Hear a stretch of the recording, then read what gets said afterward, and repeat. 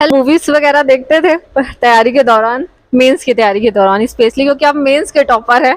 तो मेंस में वही कम टाइम ही मिलता है जनरली, तो उसमें आप केवल पूरा दिन पढ़ते थे या फिर?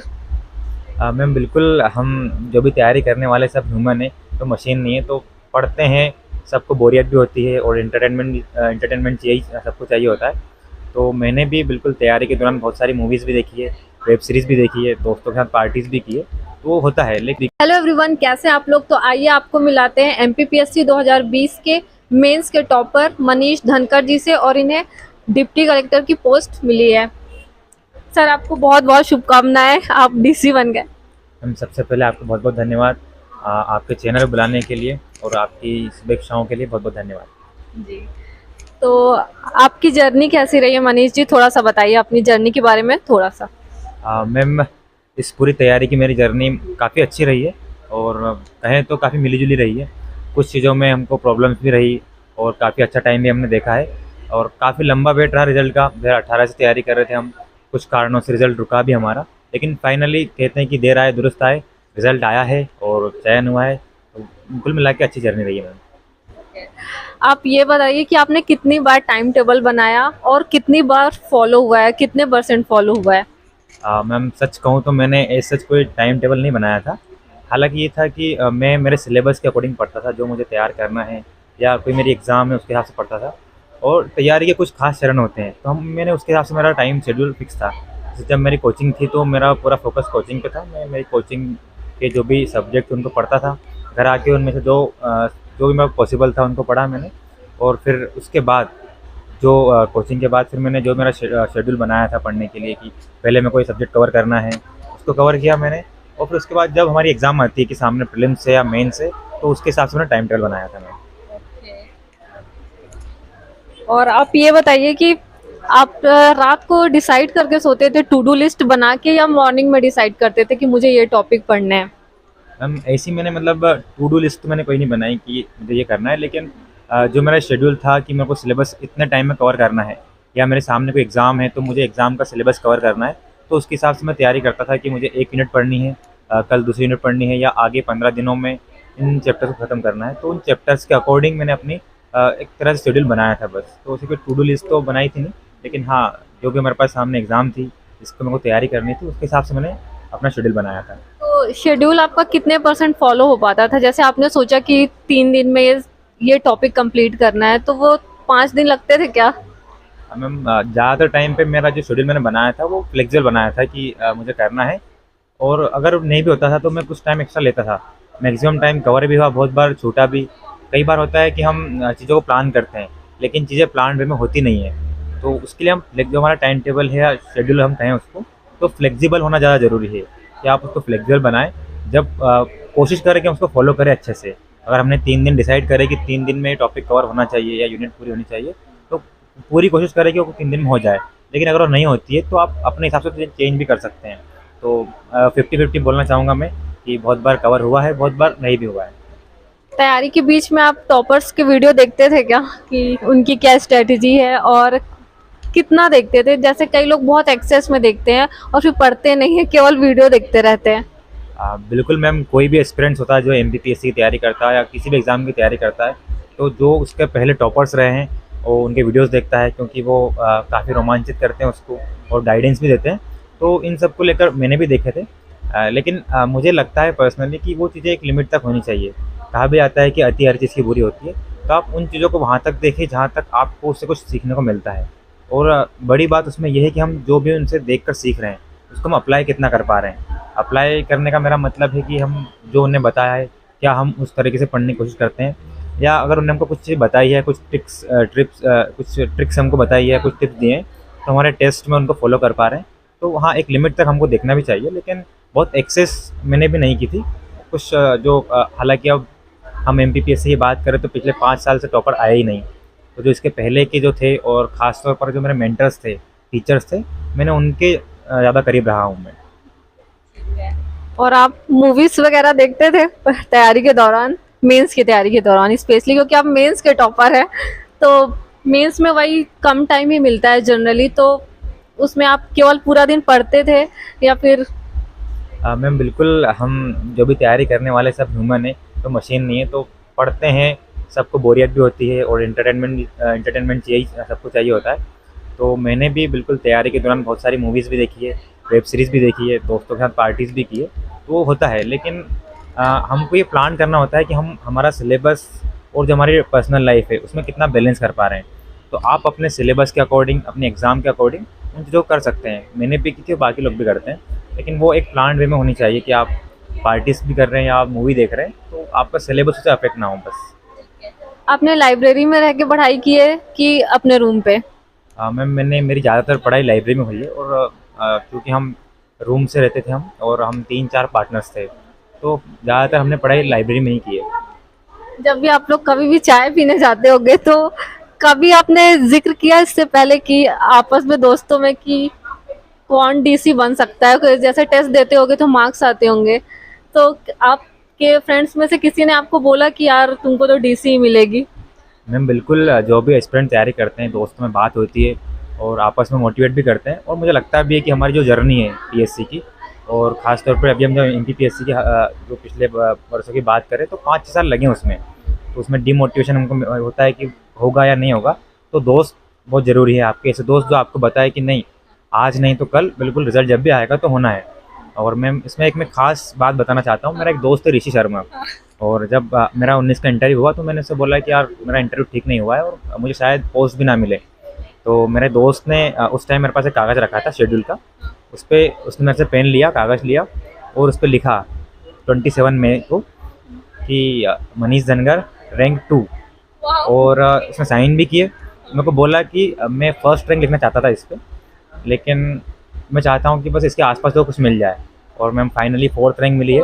तो मैम ये है कि आपके दोस्त आप पे विश्वास करते हैं, तो आप कभी कभी लगता है कि बहुत लंबी जर्नी हो रही है, क्या पता होगा या नहीं होगा, तो ऐसे दोस्त हमको बनाने चाहिए जो आपको मोटिवेट करें, आपको पुश करे, आपकी लिमिटेशन जो है, आपकी क्षमताएं हैं उनको पहचाने और उसके आगे पुश करे। तो हम ऐसी बातें करते थे, और मेरे दोस्तों ने कहा है, मैं भी उनको कहता हूँ कि बिल्कुल जब भी रिज़ल्ट आएगा तो उनका भी सिलेक्शन होगा, और फाइनली क्योंकि इस बार उनका नहीं हो पाया है, तो मुझे पूरा विश्वास है कि जब अगला रिज़ल्ट आएगा तो उन सभी का नाम उसमें होगा।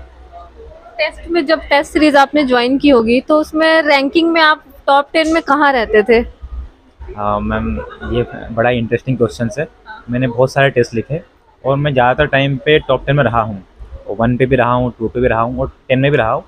मैम बहुत बार ये होता है कि हमारी तैयारी किसी सब्जेक्ट में खास नहीं हो पाती है, या कोई पर्टिकुलर सब्जेक्ट आपका उतना अच्छा नहीं होता है, तो उसमें ख़राब रैंक भी आती है, लेकिन ज़्यादातर टाइम पे मेरी रैंक अच्छी रही है उसमें। और आपका रिवीजन पैटर्न क्या रहता था? मैम मेरे पढ़ने का तरीका था कि मैं एक सब्जेक्ट उठाता था, उसे पूरा कंप्लीट करने के बाद अगला जो सब्जेक्ट उसको उठाता था। तो उसमें ये था कि मेरा एक पेपर पूरा होने के बाद, मैं जब पूरा पेपर पूरा होने के बाद जो भी यूनिट मैंने कंप्लीट कर ली है, तो मैं उसको पूरा होने के बाद ही वापस शुरू करता था। और रिवीजन का मैम ये है कि हम जैसे हमारे सामने कोई एग्ज़ाम है, तो उस टाइम हमको सिर्फ फोकस करना चाहिए रिवीजन पे। तो आप जो आपके कीवर्ड्स हैं, जो आपके की पॉइंट्स हैं, आपने जो नोट्स बनाए हैं, उनको ही रिवीजन मैंने भी किया है और उनको ही करना चाहिए। तो मैंने भी यही फॉलो किया था मैम। और आप डेली न्यूज़पेपर पढ़ते थे? बिल्कुल मैम, जो भी सिविल सर्विस की तैयारी कर रहे हैं, उनको बिल्कुल न्यूज़पेपर तो पढ़ना चाहिए, क्योंकि बात केवल करंट अफेयर्स को लेकर नहीं है। जो भी खास तौर पे हिंदी मीडियम के जो भी स्टूडेंट हैं, उनको अपनी लैंग्वेज पे भी काम करना होता है। तो जो भी न्यूज़पेपर पढ़ते हैं, तो कंटेंट तो मिलता ही है उनको, एक जनरल अवेयरनेस होता है कि आपके आसपास क्या हो रहा है। खास तौर पर इंटरव्यू की तैयारी के लिए काफ़ी मतलब इम्पोर्टेंस होता है इसका। और दूसरा फिर मैं लैंग्वेज को लेकर, कि जो भी स्टूडेंट तैयारी करते हैं, न्यूज़पेपर पढ़ते हैं उनको, तो जो पेपर की लैंग्वेज होती है वो काफ़ी अच्छी मानी जाती है, और उसी लैंग्वेज को जब हम पेपर में यूज़ करते हैं, तो हमको नंबर भी अच्छे मिलते हैं। तो जो भी पीएससी की तैयारी कर रहे हैं या यूपीएससी की तैयारी कर रहे हैं, उनको डेली पेपर पढ़ना चाहिए मैम। मोस्टली ये होता है कि जैसे कि प्री में हम पढ़ते हैं न्यूज़पेपर, इंटरव्यू में पढ़ते हैं, कई लोग मेंस का सिलेबस इतना वास्ट है ना, तो मेंस में छोड़ देते हैं न्यूज़पेपर। तो आपने मेंस में कंटिन्यू किया था न्यूज़पेपर, या छोड़ दिया था कि पहले सिलेबस कंप्लीट करूंगा, न्यूज़पेपर बाद में? मैम पेपर को लेकर मुझे लगता है कि वो एक रीडिंग हैबिट है। एक बार आपकी हैबिट बन जाती है, आप उसको डेली कंटिन्यू करते हैं, डेली पढ़ते हैं उसको, तो मुझे मतलब मैंने तो लगातार पेपर पढ़ा है, और मैं बहुत लंबे टाइम से न्यूज़ पेपर पढ़ रहा हूँ। और वो चाहे प्रीलिम्स की तैयारी हो, चाहे मेंस की तैयारी हो, चाहे इंटरव्यू की तैयारी हो, लगातार पढ़ना चाहिए, और मैंने भी लगातार ही पढ़ा था। तो कौन सा न्यूज़पेपर आप मैम मैं दैनिक भास्कर पढ़ता था, क्योंकि हमारे एमपी में खासतौर पर इंदौर पर एक हिंदी मीडियम में काफ़ी अच्छा पेपर है मैम वो, ठीक है। पीएससी की पूरी जर्नी को। तो हमारा सिलेक्शन मेंस पे ही डिपेंड करता है। तो सबसे जो मेंस को तैयारी करने का मुझे लगता है सबसे अच्छा तरीका है कि आप सबसे पहले अपना सिलेबस कवर कीजिए। सिलेबस पढ़ने के बाद आपको लगता है कि कोई टॉपिक ऐसा है जिसका मेरे पास कंटेंट कम है, या जो कंटेंट है वो सफिशिएंट नहीं है, उसकी लैंग्वेज मेरे को टफ परेशान करती है, तो उसको आप 1-2 सोर्स से पढ़िए, उसके नोट्स बनाइए, या उसको और अच्छे से किसी टीचर से पढ़ के तैयार कर लीजिए। और जब आपको ये लगता है कि पूरे सिलेबस में मेरी इतनी कमांड है कि मैं सिलेबस से कोई क्वेश्चन आता है तो उसको अटेम्प्ट करने की कंडीशन में हूँ, तो आप उसके बाद लगातार टेस्ट देते रहिए।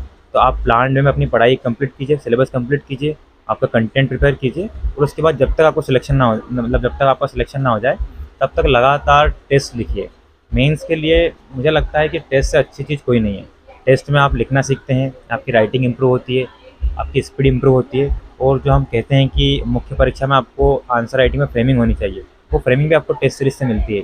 तो आप लगातार टेस्ट लिखना चाहिए मैम। और ये बताइए, अब मैं सीधे सब्जेक्ट पे आ जाती हूँ मेंस के, कि जैसे हिस्ट्री का लेते हैं 3 मार्कर, 5 मार्कर और 11 मार्कर में, तो इन तीनों में ऐसा क्या खास करना चाहिए ऐसा कि ये पूरे हिस्ट्री के पेपर में लागू हो? जैसे ज्योग्राफी में आप डायग्राम बना दो, कुछ भी ऐसा, तो ऐसा क्या मैम जो हमारा आत्मा बोलना चाहिए तो हिस्ट्री की? जैसे मैम कहा जाता है कि हर सब्जेक्ट में कुछ खास होता है जो आपको हर आंसर में पुट करना चाहिए। जैसे आपने बताया कि ज्योग्राफी में डायग्राम होना चाहिए, वैसे मुझे लगता है हिस्ट्री में डेट्स, मतलब डेट्स इस सेंस में नहीं कि आपको एग्जैक्टली डेट पता हो, लेकिन टाइम पीरियड। जैसे मान लो आप अगर किसी शासक की बात कर रहे हैं या किसी बुक की बात कर रहे हैं, तो आपको मेंशन करना चाहिए कि ये इस टाइम पीरियड से संबंधित है या इस काल से संबंधित है, वो आपको उसमें लिखना चाहिए, वो मेंशन करना चाहिए। दूसरा फिर ये है कि जब लॉन्ग क्वेश्चन आते हैं तो हिस्ट्री में उस पर्टिकुलर घटना का या उस शासक का क्या इंपॉर्टेंस रहा है, या उसका फ्यूचर में क्या इंपॉर्टेंस रही है। जैसे हम बात करें कि कौटिल्य के अर्थशास्त्र है, वो एक बुक है, हमको पता है कि इस टाइम पीरियड की उसमें क्या है, लेकिन उसका इम्पैक्ट भी कि इस कौटिल्य के अर्थशास्त्र से हमको उस टाइम पीरियड के इतिहास का मालूम पड़ता है, हमने उस टाइम के समाज और राजनीति को समझा है उस चीज़ से। तो ये चीज़ों को हमको उसमें मेंशन करना चाहिए। ज्योग्राफी में आपने बताया कि मैप को हम यूज़ कर सकते हैं। इसके अलावा मुझे लगता है कि ज्योग्राफी में प्लेस, कि ये किस स्थान पे है, वो हमको काफ़ी मतलब ज्योग्राफी की आपकी बोल सकते हैं उसको, कि आप मान लो किसी नदी की बात कर रहे हैं तो आपको ये इंडिकेट करना चाहिए कि वो किस स्थान से संबंधित है, या किस पृथ्वी पर किस लोकेशन से रिलेटेड है वो। ऐसे हम अगर पॉलिटी की बात करें तो उसमें आर्टिकल्स काफ़ी इंपॉर्टेंट होते हैं, कि आप जिस भी पॉलिटिकल कॉन्सेप्ट की बात कर रहे हैं या संविधान की बात कर रहे हैं, तो आपको वहाँ पे आर्टिकल मेंशन करने चाहिए कि ये इस आर्टिकल से या संविधान के इस पार्ट से रिलेटेड है। और जैसे हम इकोनॉमी की बात करें तो इकोनॉमी में डाटा कहा जाता है कि इकोनॉमिक्स में अगर आपका डाटा अच्छा है तो आपको नंबर अच्छे मिलेंगे, तो इकोनॉमिक्स में डाटा को हम ले सकते हैं। और पेपर 4 में इथिक्स में एग्जाम्पल्स, कोट्स और किसी थिंकर का अगर हम नाम यूज़ कर सकते हैं, तो ये चीज़ों का हम हमारे आंसर में यूज़ करते हैं, चाहे 3 मार्कर हो, चाहे 5 नंबर के क्वेश्चन हो या 11 नंबर के, सभी जगह काम आते हैं। ठीक है। एथिक्स में आपने जो एग्जाम्पल लिए थे तो कहाँ से लिए थे? आपके डेली लाइफ, आपकी लाइफ से रिलेटेड एग्जाम्पल्स थे, या फिर आपने किसी नोट से लिए थे, या ऑनलाइन सोर्स का यूज़ किया था? हाँ मैम, अल्टीमेटली हमारा गोल है कि हम सिलेक्शन लें, तो उसको एक पर्टिकुलर सोर्स पे बनने से अच्छा है कि हम सभी सोर्सेज का यूज़ करें जो हमारे पास हमको लगता है कि हमारे लिए यूज़फुल है। मैंने इथिक्स में जो आप कहा जाता है कि उसमें एग्जाम्पल का हमको यूज़ करना चाहिए, तो जो हम डेली लाइफ में देखते हैं तो उसका हम यूज़ कर सकते हैं। जैसे कि अगर हम एक एग्जाम्पल के तौर पर देखें, अगर पारदर्शिता एक कॉन्सेप्ट हम पढ़ते हैं इथिक्स के पेपर में, तो हमको वहाँ पे हम जो हमारे पास है कि राइट टू इन्फॉर्मेशन है, इस तरह के एग्जाम्पल हम वहाँ पे यूज़ कर सकते हैं हम। तो जो भी डेली लाइफ में हम आसपास देखते हैं, और मुझे लगता है कि जो हमारे नोट्स हैं उसमें हमको काफ़ी सारे एग्जाम्पल मिल जाते हैं। और जब हम न्यूज़पेपर पढ़ते हैं, तो हम जब अच्छे से न्यूज़पेपर पढ़ते हैं तो हमको बहुत सारे इंसिडेंट, घटनाएँ, पर्सन्स वो मिल जाते हैं हमको उसमें, तो उसको हम हमारे इथिक्स के पेपर यूज़ कर सकते हैं।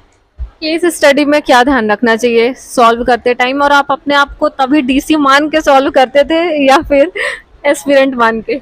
मैम बिल्कुल, अगर जो भी एस्पिरेंट तैयारी करता है तो वो तैयारी के दौरान तो एस्पिरेंट ही होता है और वो उसी हिसाब से सोच पाता है। लेकिन उसमें बोलते हैं कि आप ये हैं, तो आपको ऐसा फील आता था कि हाँ मैं हूँ सच में? मैम एक्चुअल में देखा जाए तो वो फील तो आपको बनने के बाद ही आता है। हाँ, लेकिन हम जब तैयारी करते हैं तो कुछ चीज़ों को हम ध्यान में रखते हैं, जैसे केस स्टडी की बात करें हम, तो हम केस स्टडी में कुछ ऐसे ट्रिक्स हमको टीचर्स बताते हैं, जो हमारे मेंटर्स हमको बताते हैं। जैसे कि अगर आप केस स्टडी सॉल्व कर रहे हैं तो आपको ऑथेंटिसिटी, जैसे कि ऑथेंटिसिटी के लिए मैं बात कर रहा हूँ, संविधान संविधान के आर्टिकल या हमारे शासन की कोई नीति हो, उसको हम अगर उसमें मेंशन करेंगे, उसके साथ हम हमारे पॉइंट्स को प्रूफ करेंगे, तो वो ज़्यादा मतलब ऑथेंटिक होगा, और उस जो हम लिख रहे हैं आंसर या केस स्टडी को सॉल्व कर रहे हैं उसको ज़्यादा अच्छी तरीके से प्रूफ कर पाएंगे। और मुझे लगता है कि हम जब केस स्टडी को सॉल्व कर रहे हैं या किसी भी डिसीजन को हम ले रहे हैं, तो हमारे पास उसको प्रूफ करने के लिए कुछ तर्क होने चाहिए। तो तर्क आपके कॉन्स्टिट्यूशनल बेस्ड हो, नैतिक आधार पर सही हो, तो इन चीज़ों का हम अगर उसमें मेंशन करते हैं तो हमारी केस स्टडी काफ़ी अच्छे से होती है। हिंदी के लिए आपने क्या कौन सा सोर्स यूज़ किया था? मैम मैंने हिंदी के लिए जहाँ से मैंने कोचिंग की थी उसे क्लास नोट से पढ़ा था। और हिंदी हमारा अगर हम उसको देखें तो काफ़ी छोटा सिलेबस है उसका, और किसी भी सोर्स से हम उसको कवर कर सकते हैं, क्योंकि हिंदी में बहुत ज़्यादा चीज़ें बड़ी फैली हुई नहीं है। हाँ, लेकिन उसमें हम एक काम कर सकते हैं कि हम उसको 2 पार्ट में डिवाइड करें। एक पार्ट में वो जो हमको केवल एक बार पढ़ना है और याद करना है उसको बस। लेकिन कुछ चीज़ें उसमें ऐसी जो बहुत लेंदी है, जैसे अगर हम बात करें ग्रामर की, लोकोक्तियाँ हैं, मुहावरे हैं, शब्दावलियाँ हैं, विलोम शब्द हैं, तो ये हम एक दिन में याद नहीं कर सकते, तो हमको उसको अलग याद करना चाहिए, यानी कि उसको हमको डेली पढ़ना चाहिए। अगर हम उसको डेली ना भी पढ़ पाएँ, तो जब हमारी मेंस की एग्ज़ाम हो, तो जब हमारे पास 3 महीने हो, 4 महीने हो, तो हम उसको फिर रेगुलरली तैयार करना चाहिए। और एक पोर्शन जिसमें हमारी कोर हिंदी है कि डेफिनेशंस, कौन क्या है, उन चीज़ों को हमको उसमें याद करना चाहिए। पत्र के लिए कौन सा सोर्स यूज़ किया? मैम जो मार्केट में इजीली अवेलेबल बुक्स है और जो कोचिंग के नोट्स हैं, उसमें प्रारूप के सभी एग्जांपल दे रखे हैं अच्छे से, तो आप उनमें से कोई सा भी एक सोर्स जो आपको लगता है कि ऑथेंटिक है, नो डाउट मैम सभी सोर्सेज में कुछ ना कुछ अंतर होता है। और अगर हम प्रारूप की बात करें तो खास तौर पर जो प्रशासन में एक्चुअल में चलते हैं और जो हमारे स्टैंडर्ड बुक्स में है, उसमें कभी कभी अंतर देखने को मिलता भी है, तो वो कन्फ्यूज़न कभी दूर नहीं होगा। मतलब क्या है कि कोई टीचर हमको उस बारे में ये बताता है, कोई बुक्स अलग बताती है, तो आप कोई भी एक चीज़ उसमें से कंफर्म कर ले कि मुझे यही पढ़ना है, और उसके हर प्रारूप को एक डेफिनेशंस, उसकी विशेषताएं और उसका एक एग्जाम्पल, बस ये हमको लिख के रखना है और इसी को बराबर बार बार रिवाइज़ करना है। तो मैम एक बार हम कंफर्म कर लें और उसी को आगे पढ़ते रहें। निबंध का आप बताइए, निबंध के लिए क्या, क्योंकि सबसे छोटा सिलेबस इसी का है और इसको लोग निगलेक्ट करते हैं कि जैसे ये सब्जेक्ट ही ना हो कोई। मैम बिल्कुल बहुत सारे एस्पिरेंट्स तैयारी के दौरान निबंध पे ज़्यादा फोकस नहीं करते हैं, लेकिन पहले के सिलेबस, जो हमारा सिलेबस चेंज हुआ है उसके बाद थोड़ा सा टाइम मैनेजमेंट का भी इशू रहा है इसमें, क्योंकि निबंध हमारे दोनों ही थे, पहले भी थे अब भी है, और उसमें प्रारूप को भी ऐड कर दिया गया है। तो निबंध की तैयारी के लिए ख़ास तौर पर टाइम मैनेजमेंट को भी साथ में रखना चाहिए। और जो अब हमारे पास उन्हें टॉपिक दे रखे हैं, 25 टॉपिक्स हैं, उसमें हमको एक बड़ा निबंध लिखना है, तो हम ये कर सकते हैं उसमें कि हर टॉपिक के लिए हमारे पास एक पेज में कुछ फैक्ट्स हों, कुछ कोट्स हों, कुछ एग्जांपल्स हों, तो हम हर टॉपिक के लिए कवर कर लें। उसके बाद मुझे लगता है कि हम निबंध की हम कोई पढ़ के तैयारी नहीं कर सकते। अगर आपने निबंध नहीं लिखा है तो आप कितना ही पढ़ ले, आप निबंध नहीं लिख पाएंगे। तो मुझे लगता है कि निबंध के लिए एक बार आप पर हर पेज, एक एक पेज के आप उसके नोट्स, सिनॉप्सिस तैयार कर लें कि हाँ मेरे पास ये डाटा पुट करना है। उसके बाद एग्ज़ाम के पहले या जब भी आप तैयारी कर रहे हैं, कम से कम 20-25 निबंध लिख लें। अगर आपने इतने निबंध लिखे हैं तो आप जब भी आपकी एग्ज़ाम होगी तो आप किसी भी निबंध को लिख पाएंगे। तो इस तरह से हमको तैयारी करनी चाहिए कि उसमें हम एग्ज़ाम से पहले कम से कम 15 या 20 निबंध तो लिख ही लें। आपको कोई सोर्स अच्छा लगा हो कि हाँ ठीक है, इससे एक बार पढ़ा जा सकता है, समझा जा सकता है, जिसने कभी निबंध ना लिखा हो, कि हाँ कुछ इस टाइप से लिखना है, तो सोर्स का आप बता सकते हैं उसका नाम?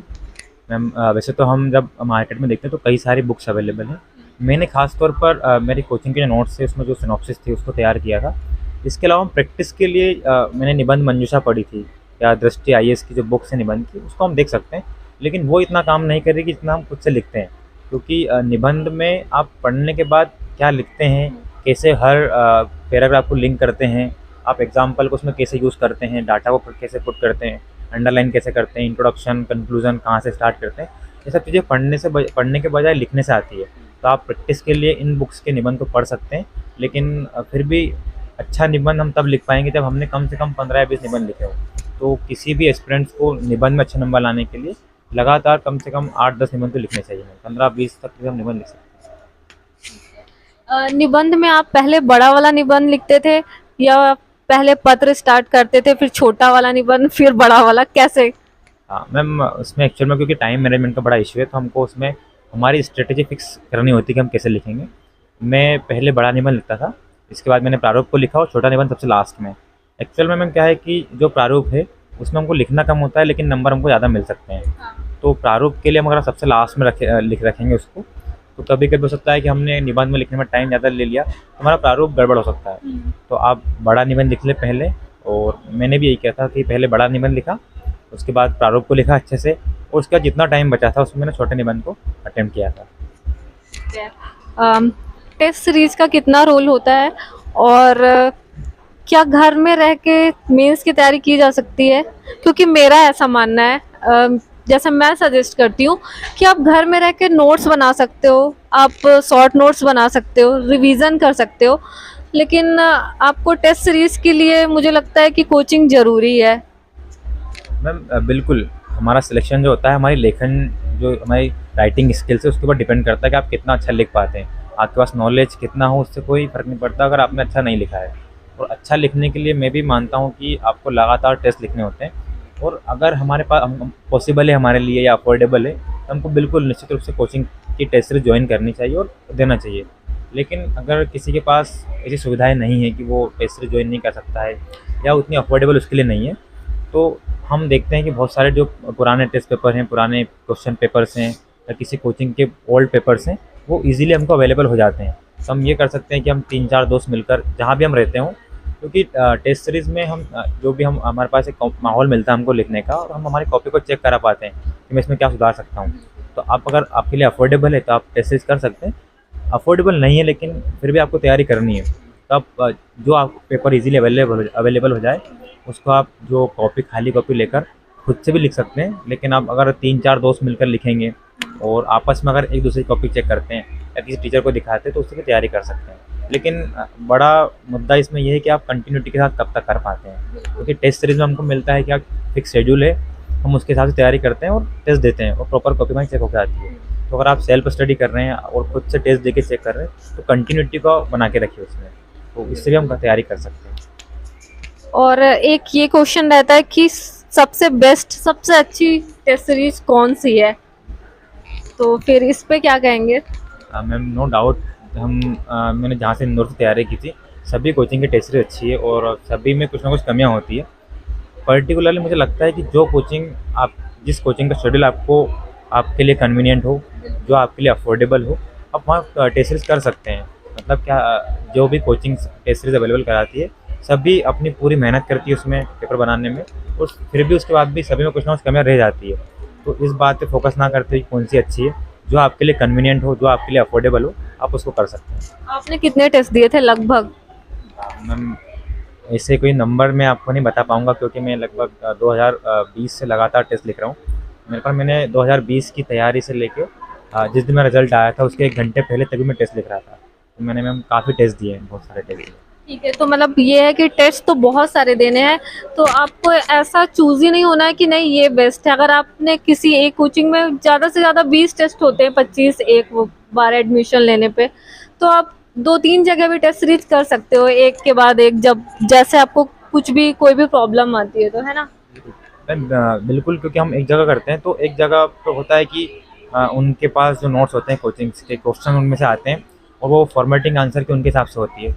तो आप बिल्कुल कर सकते हैं, अगर आपके पास 1-2 साल आपने तैयारी की है या आपकी तैयारी में समय लगा है, तो आप आपके टेस्ट का शेड्यूल कंप्लीट होने के बाद बाहर दूसरी जगह भी कोचिंग टेस्ट सीरीज कर सकते हैं। और अगर आपको लगता है कि जहाँ पे आप कर रहे हैं आपको वहाँ पे लगातार फ़ायदा मिल रहा है, आपके नंबर बढ़ रहे हैं, तो वहाँ भी आप कंटिन्यूस कर सकते हैं। वो पर्टिकुलर हर व्यक्ति के लिए अलग अलग हो सकता है कि मुझे बदल बदल कर टेस्ट देना है, या जहाँ पे मैं दे रहा हूँ वो मेरे लिए बेस्ट है।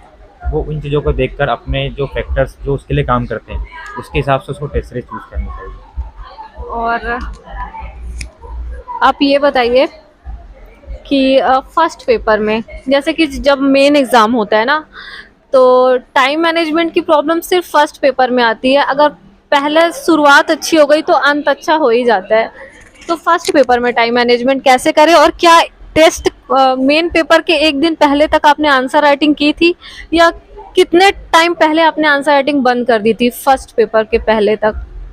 मैम बिल्कुल, टेस्ट तो काम आते ही हैं। आप जितने ज़्यादा टेस्ट लिखेंगे आपकी हेजिटेशन, आपका एग्ज़ाम फियर या जब हम बोलते हैं ना कि मेरे एग्ज़ाम में पेन भी नहीं चलती है, तो वो सब चीज़ें हमारी टेस्ट से दूर होती है।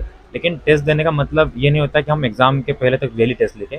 आप जो भी आपका शेड्यूल हो, मुझे लगता है जैसे हमारा पहला पेपर होता है, एग्ज़ाम का फर्स्ट डे होता है, हम पहला पेपर हमारे एग्ज़ाम का पहला पेपर है और उसमें अगर हम अच्छा करते हैं तो हमको आगे के लिए कॉन्फिडेंस मिलता है।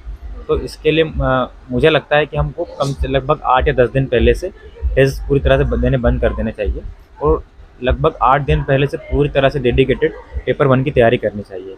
क्योंकि मैम पेपर 1 काफ़ी वास्ट है, हिस्ट्री, ज्योग्राफी और इसके अलावा आपदा प्रबंधन और भूगोल की तकनीकें, ये सब बहुत काफ़ी वास्ट सब्जेक्ट सिलेबस है उसका।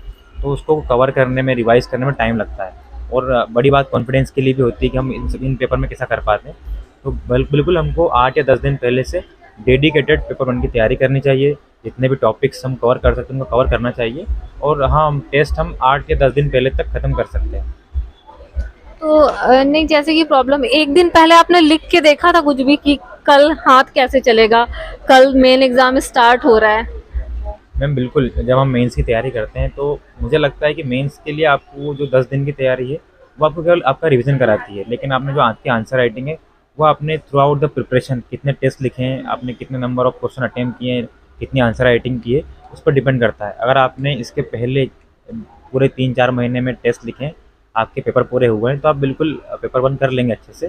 और चूँकि हम पेपर लिखते हैं, पूरी थका देने वाली प्रोसेस है, तो 7 दिन के लिए हमको एनर्जी भी चाहिए होती है। तो आप 8 दिन पहले से टेस्ट देना बंद कर सकते हैं और बिल्कुल रिवीजन कर सकते हैं। अगर आपने 7 से 8 दिन पहले पूरी एफिलिटीज़ लिखी है, आपके पेपर पूरे हुए हैं, तो आपको कॉन्फिडेंस रहता है उस चीज़ का। तो आप 8 दिन पहले अच्छे से पढ़ के जाइए और आप पेपर अटेम्प्ट करिए, क्योंकि उसके बाद भी क्या है कि मैम पेपर 1 का सिलेबस बहुत बड़ा है। उसको रिवाइज़ करने में टाइम भी लगता है। उसके बाद भी क्वेश्चन छूटते हैं उसमें, क्योंकि कुछ नए क्वेश्चन आते हैं। तो उन पे ज़्यादा ध्यान ना देते हुए हमको 8 दिन पहले अच्छे से रिवीजन करो, जो भी आता है उसको लिखो और फिर, क्योंकि हमको वो कॉन्फिडेंस मिलता है, अगर हमारा पेपर 1 अच्छा जाता है तो हमको वो आगे काम आता है। इसलिए उसको जितना हम अच्छे से रिवाइज़ करेंगे वो हमको उतना फ़ायदेमंद होता है। आपने ब्लू पेन से लिखा था या ब्लैक पेन से? मैम मैंने ब्लू पेन से लिखा था उसमें। और अंडरलाइन किया था आपने? बिल्कुल मैम, हाँ, अंडरलाइन का और कुछ डायग्राम कहीं-कहीं पे हम यूज़ करते हैं, जैसे ज्योग्राफी में वो करना चाहिए, उसका फ़ायदा मिलता है। निबंध में भी कोई डायग्राम कुछ यूज किया था क्या आपने? मैम बिल्कुल, निबंध को लेकर बहुत सारे एस्पिरेंट्स को डाउट रहता है कि हम इसको डायग्राम या पॉइंट का यूज़ करें या नहीं करें। तो मुझे लगता है, मतलब मैंने जो सीखा है इस जर्नी में, कि परंपरागत रूप से भी देखें हम तो निबंध में पैराग्राफ फॉर्म में अच्छा लिखा जाता है। तो अब निबंध में जो चला आ रहा है हमारे पास, उसको उसको लेकर ही चलें, क्योंकि मैम एक इशू होता है कि हमको क्वालीफाई भी करना है। अगर हमने पॉइंट्स में लिखे और अगर जो कॉपी चेक करने वाला है उसको लगता है कि इसने गलत वे में लिखा है, तो हम डिसक्वालीफाइड हो सकते हैं वहाँ पे। तो जो चला आ रहा है हम उसी को फॉलो करके ज़्यादा अच्छा होगा। और क्वेश्चन में देख लेती हूँ किसी का क्वेश्चन। हाँ, इंटरव्यू के दौरान आपने ये क्वेश्चन, मतलब इसका क्या आंसर रेडी किया था कि आप इस सेवा में क्यों आना चाहते हैं, और ये आपसे पूछा गया था कि नहीं?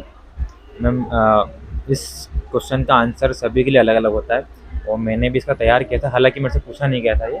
और मेरा इसमें जेन्युइन आंसर ये था कि जब मैंने ग्रेजुएशन कंप्लीट किया था उसके बाद मेरे को सिविल सेवा के बारे में पता चला। मैंने जब इस टीचर, मेरे जो दोस्त थे, जो मेरे जानने वाले थे, जिनको जो इस फील्ड में पहले से थे, मैंने उनसे बात की, तो मुझे लगा कि इस फील्ड में आपके पास सब कुछ है जो आप चाहते हैं। जैसे आपके आर्थिक सुरक्षा है आपके पास, आपको सम्मान मिलता है और जो मन में भावना होती है कि हम कुछ कर सकते हैं सोसाइटी के लिए, हमारे देश के लिए हम कुछ कर सकते हैं, वो सब चीज़ें हमको इसमें मिलती है। तो एक अच्छे करियर ऑप्शन के रूप में हम इसको देख सकते हैं। तो ये एक इस क्वेश्चन को मिला जुला कर मैंने इसका आंसर तैयार किया है, हालांकि मुझसे इसका पूछा नहीं गया वाला क्वेश्चन।